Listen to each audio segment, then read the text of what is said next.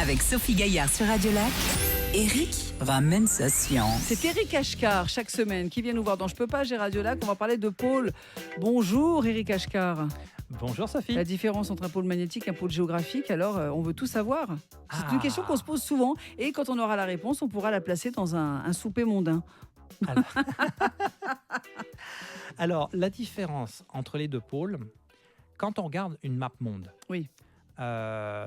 Une carte en projection polaire, on a tous déjà vu cette carte circulaire où on voit soit d'un côté l'Arctique, soit de l'autre côté, l'autre carte, on voit l'Antarctique. Les lignes vont se croiser au centre qui s'appelle le pôle.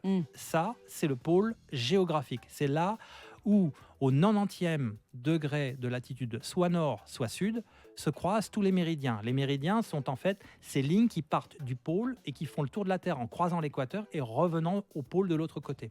Donc tous les méridiens se croisent au pôle nord d'un côté et au pôle sud de l'autre. Ok. Ça, c'est le pôle géographique. C'est celui qui est associé au territoire, c'est celui qui est associé à une carte. Mais par contre, pourquoi on parle de pôle magnétique ?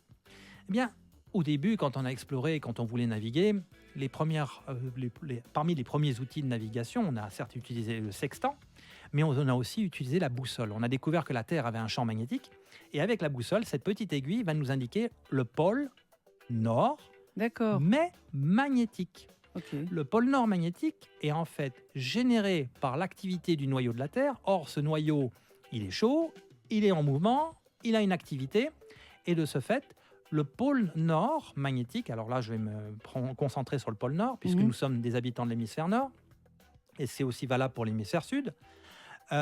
Le pôle nord, en fait, le pôle magnétique, lui, puisque l'activité du noyau de la Terre est vivant, le pôle va se déplacer. Le pôle magnétique se déplace de quelques dizaines, voire de quelques centaines de kilomètres par an. Et actuellement, il se trouve au nord du Canada.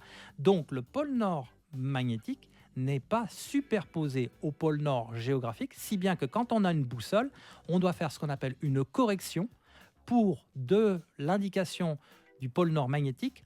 On ait la correction pour avoir le vrai pôle nord géographique qui est le véritable nord en termes de géographie. Eh ben c'est tout noté, c'est bon. Là, vous pouvez toujours réécouter les chroniques sur la page Je peux pas, j'ai Radio Lac, radiolac.ch. Et puis elles sont également sur votre site internet, Eric Ashkar. Dites-le nous. Cielétoilé.org. C'est noté, merci beaucoup, à la semaine prochaine. À la semaine prochaine.